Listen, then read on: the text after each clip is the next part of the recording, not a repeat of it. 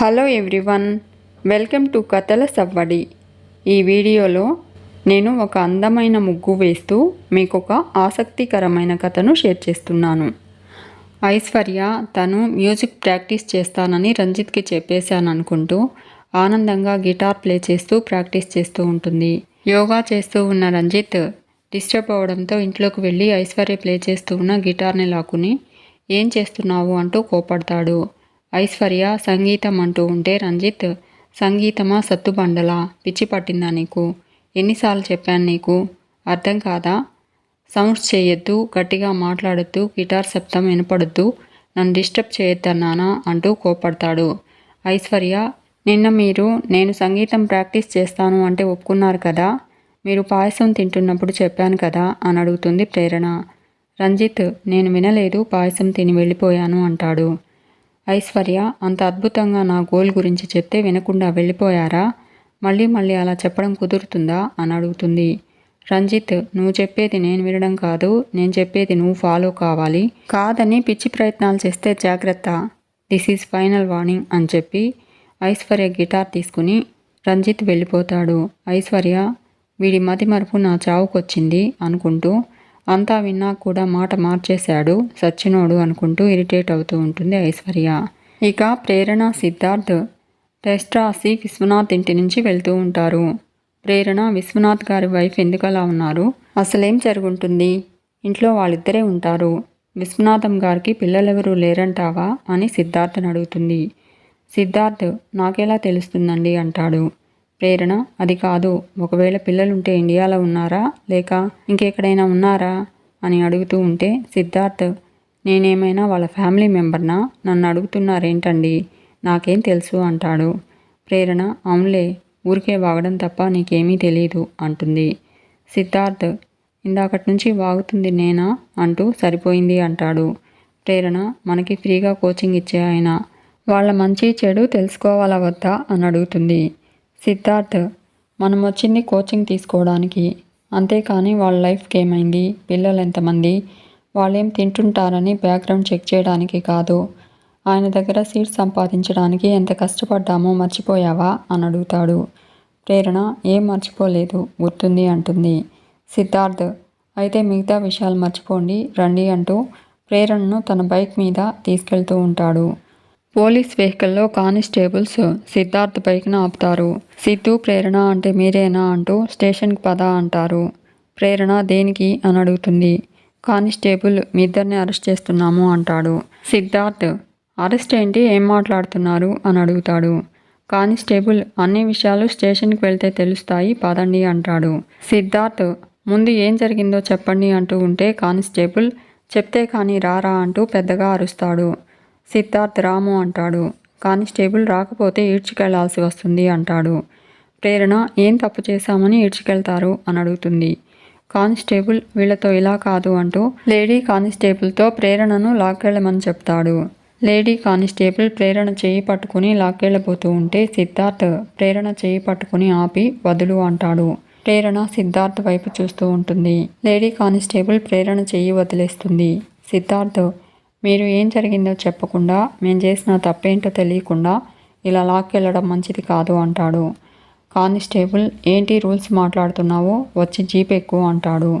సిద్ధార్థ్, మేం సివిల్స్కి ప్రిపేర్ అవుతున్నాము, రూల్స్ మాకు తెలుసు, ముందు కారణం ఏంటో చెప్పండి అంటాడు.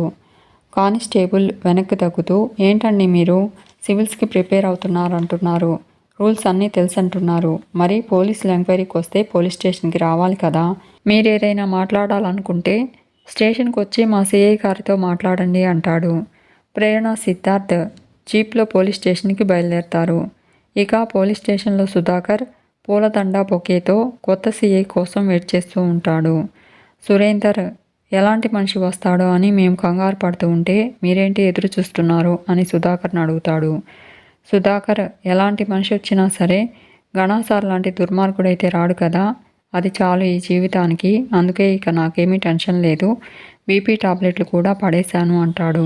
అప్పుడే కానిస్టేబుల్స్ ప్రేరణ, సిద్ధార్థ్ని పోలీస్ స్టేషన్కి తీసుకొస్తారు. సుధాకర్ ప్రేరణ, సిద్ధార్థ్ని చూసి షాక్ అవుతాడు. లేడీ కానిస్టేబుల్ విజయరాణితో, విజయరాణి ఏమైంది, వీళ్ళని స్టేషన్కి ఎందుకు తీసుకొచ్చారు అని అడుగుతాడు. విజయరాణి ఊరికే తీసుకురావడానికి మాకేమైనా సరదానా? ఆర్డర్స్ వచ్చాయి అందుకే అరెస్ట్ చేశాము అంటుంది. సుధాకర్ వీళ్ళేం చేశారని వీళ్ళని అరెస్ట్ చేశారు అని అడుగుతాడు. విజయరాణి వీళ్ళిద్దరూ కలిసి చైన్ దొంగతనం చేశారు అంటుంది. సుధాకర్తో పాటు ప్రేరణ సిద్ధార్థ్ షాక్ అవుతారు. సుధాకర్ విజయరాణి మీకు మతిపోయిందా అంటూ ఉంటే మరో కానిస్టేబుల్ ఎవరికి మతిపోయిందో సీఏ గారు వస్తే తెలుస్తుందిలే అంటాడు. సుధాకర్ సీఏ గారితో నేను మాట్లాడతాను, మీరెళ్ళి మీ పనులు చూసుకోండి అంటూ కానిస్టేబుల్స్ని అక్కడి నుంచి పంపించేస్తాడు. సుధాకర్ ప్రేరణతో ఏంటమ్మా ప్రేరణ ఏంటిదంతా అని అడుగుతాడు. ప్రేరణ నాకే అర్థం కావడం లేదు మామయ్య అంటూ సుధాకర్ కంగారు పడడం చూసి సర్ అంటుంది. సుధాకర్ మీరేమీ భయపడకండి, ఆ గణగాడు లేడు కదా, మీరు హాయిగా వెళ్ళిపోవచ్చు అంటూ అయినా మీరేంటి చైన్ స్నాచింగ్ చేయడం ఏమిటి అని అడుగుతాడు.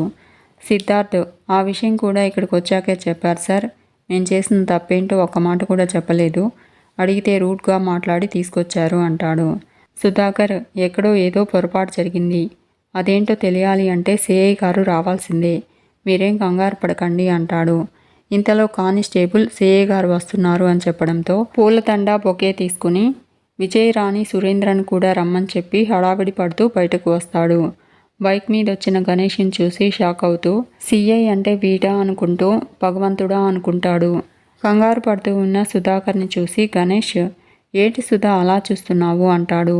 మొన్నటిదాకా మీ ఎస్ఐని ఇప్పుడు మీ సిఐని అంటూ సుధా షాక్లో నువ్వు నాకు సెల్యూట్ చేయడం మర్చిపోయావు అంటాడు. సుధాకర్ సారీ సార్ అంటూ గణేష్కి సెల్యూట్ చేస్తాడు. గణేష్ సుధాకర్ చేతిలో ఉన్న పూల దండ బొకే చూసి ఈ దండలెవరికి ఇంకెవరైనా వస్తున్నారా అని అడుగుతాడు. సుధాకర్ గణేష్కి పూలదండ బొకే ఇచ్చి వెల్కమ్ సార్ అంటాడు. సురేంద్ర చేతిలో ఉన్న పూలదండ కూడా వేయమని చెప్పి తానే ఆ పూలదండను గణేష్ మెడలో వేస్తాడు. గణేష్ సుధాకర్ని చూస్తూ ఏంటి సుధా నువ్వింకా తేరుకున్నట్లేదు అంటాడు. ఆశ్చర్యమా లేక మళ్ళీ వీడొచ్చాడేంట్రా బాబోయ్ అని భయమా అని అడుగుతాడు. సుధాకర్ అదేం లేదు సార్ అంటాడు. మీరు సీఐగా వస్తున్నారని ఒక్క మాట కూడా ఎందుకు చెప్పలేదు అని అడుగుతాడు. గణేష్ అన్నీ అవతలి వాళ్లకు చెప్పి చేస్తూ ఉంటే వర్కౌట్ అవ్వట్లేదు, అందుకే నీకు కూడా సర్ప్రైజ్ ఇచ్చానన్నమాట అంటాడు. సుధాకర్ చాలా బాగుంది సర్ప్రైజ్ అంటాడు. గణేష్ సుధాకర్ని బొకే పట్టుకోమని చెప్పి లోపల మన కోసం ఎవరో వెయిట్ చేస్తున్నట్టున్నారు అంటూ లోపలికి వస్తాడు గణేష్. బెంచ్ మీద కూర్చుని ఉన్న ప్రేరణ సిద్ధార్థ్ గణేష్ని చూసి లేచి నిలబడతారు. గణేష్ గుడ్ అంటూ ఈ మాత్రం భయం ఉండాలి అంటాడు. సుధాకర్ని పిలిచి ఈరోజే ఛార్జ్ తీసుకున్నానయ్యా, అద్భుతంగా డ్యూటీ చేయాలయ్యో అంటూ ఏమంటావు అంటాడు. సుధాకర్ అవును సార్ అంటాడు. గణేష్ అవును వీళ్ళనేంటి ఇక్కడ పెట్టావు అని అడుగుతాడు. సుధాకర్ అంటే ఇంకా కేస్ డీటెయిల్స్ తెలియదు సార్, చదువుకున్న వాళ్ళు కదా అని అంటాడు. గణేష్ కరెక్టే సుధా అంటాడు.